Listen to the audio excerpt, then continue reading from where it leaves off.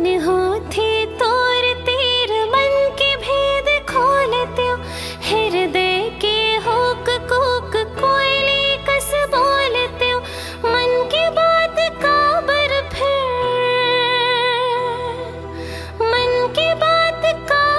फिर मन मर ही जाते रे।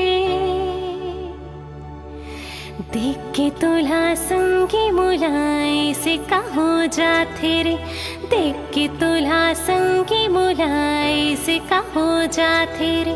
बोले बोले फूट नहीं,